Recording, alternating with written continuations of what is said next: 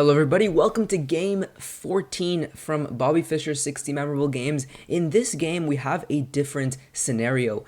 Fischer gets into some trouble very early on, and this was a game about defending, and you saw him very meticulously and carefully getting out of danger and slowly creeping up into a winning position. So it was a really nice turn of events that very slowly took place. So let's jump straight in. Fischer with the black pieces plays the Sicilian defense, and we have a situation we've already seen before. White, his opponent, goes for an ultra-aggressive attack with this move e4 and f4. They're trying to just run black off the board, castle long, and go for a quick kill. And indeed, this was a very smart strategy that was employed many times in this book. And in this case, though, White decided to go for a very strange idea, and you'll see that very soon. So castles, the knight develops, we have b5, and now takes, e5, and check this out, guys. Bishop to b7 was played, attacking the queen. Now, normally you'd move the queen out of danger, but no, White decides to take the knight. A very interesting option, because after takes, bishop takes, the rook is hanging, and the bishop is hanging. So essentially, currently, it's two pieces for a queen, but you're going to win another piece, because again, the rook is hanging. In fact, here, bishop takes f6 was played, giving away the rook, and materially, we have a huge imbalance, where White has three minor pieces against one, and an extra rook, but black has an extra queen. And that's a really strange piece imbalance and allows for a very interesting position.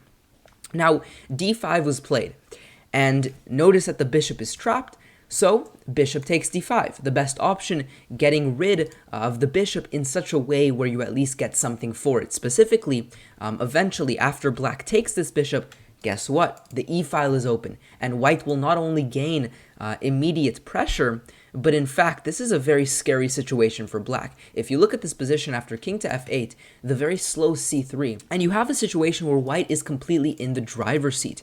They have both of their rooks completely open, their knight is strong, all of their pieces are defending each other, and this queen alone cannot do anything. You need your other pieces. And so one of the key questions that I have that I'd urge you to pause and think about: how do you get your rook involved? How do you orchestrate a situation where you keep your king safe? What do you do about this sort of awkward situation that you have right now on the king side? So pause the video and give this a think. How can you maneuver your way out of this sticky situation? So the move here is h5, and the idea is rather simple. You're going to use this as means to get your rook into the game via the h6 square. Now there is a couple more things to consider. First of all, if you play something random like a5, White indeed does have some threats. They'll go f5, and if you just continue playing random moves, well, suddenly after knight to b4, it's already a very uncomfortable situation. There's this mate threat, and after you go g6, you give this check anyways. The king has to go, and now f6, and this was the importance of going f5 to have this resource of f6, where in the end you win the rook and win the game from there. So, going backwards, it's clear that black has to do something immediate. Now, one option might be, okay, f5 is the threat, let's go g6 and stop this idea of going f5, but you have to be really careful, because then g4 comes, and White continues to launch and insists on this move f5, and it's going to be a bit very scary, actually, if you open up this king side where your pieces are still undefended, because these rooks can very quickly swing over to these other files and orchestrate some attacks there as well.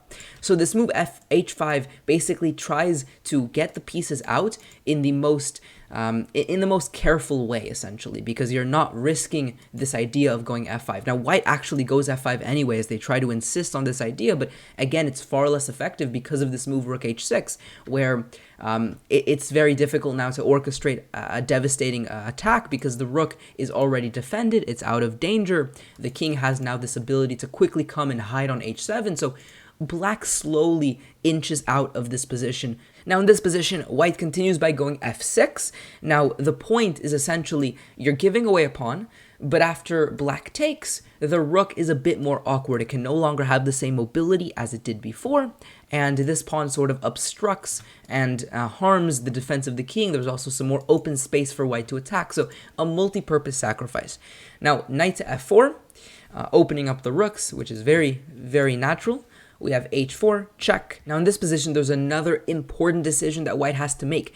They decided to swing the rook over, but this is very dangerous because the queen can infiltrate. And in fact, this is such a scary threat that the best move was to go rook d4 with the sole purpose of preventing this and later trying to get this rook in a way that doesn't allow this idea. Because in the game continuation, as you'll see, the queen comes in and it comes in with some devastating threats and devastating attacks. The king has to come, we give this check. Yes, the knight can defend and you're not immediately losing material, but still, the king is now open, the queen got active, this rook now comes and helps with the attack as well, and there's some pressure lining up here, definitely. And in fact, f5 is already next an idea, which is very multi-purpose. First of all, giving the king some escape, but also adding some more flexibility if this rook ever leaves, and let's say comes to a8, well, suddenly this rook can come in and put some pressure on as well.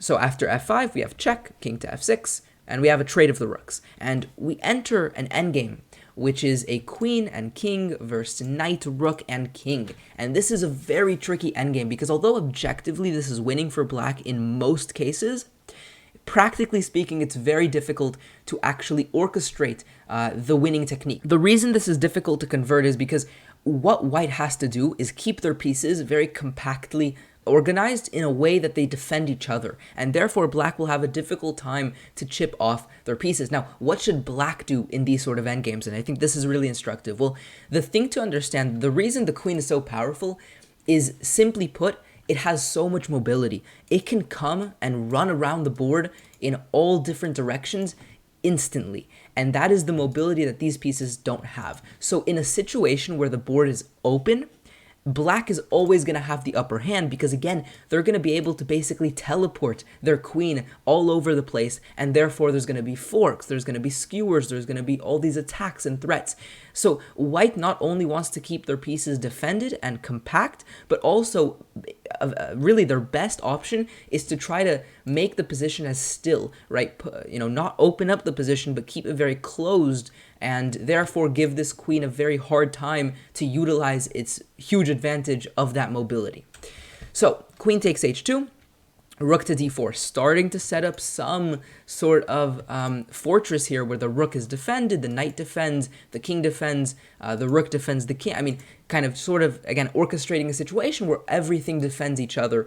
But once again, because the board is open, that's not going to be so effective. And especially after a4, not a very, practically good choice, because eventually once black takes this pawn, the board just got a whole lot more open, and therefore, as I mentioned, the queen will have an easier time to run around the board, giving threats, giving checks, giving attacks. And so that's why, generally speaking, this idea of opening up the position, even in this position, if it's practically, if it's objectively best, practically, it typically is not a great idea.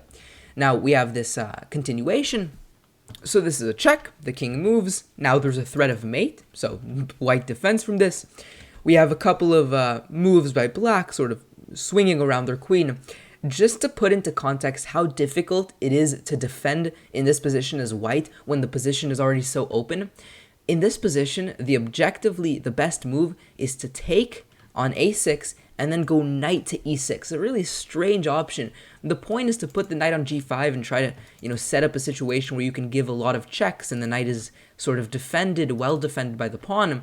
But it doesn't come naturally, this idea. And so it's very difficult to defend these positions. And indeed, white blundered here. They took the pawn with the knight very naturally, but now f4, and it's hard to defend from this pawn.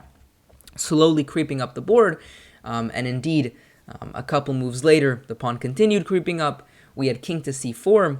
Notice, by the way, if c6 is played, this will not end well. The queen comes back and defends, and you might think, okay, wait, I'll set up this attack by the knight and, sort of get the pawn going, but this is too slow, right? We have g4, we have f2, we have knight to d5, but now simply check, king moves, and you don't promote. That's a nice little trick there. There's going to be this check. Watch out for that one.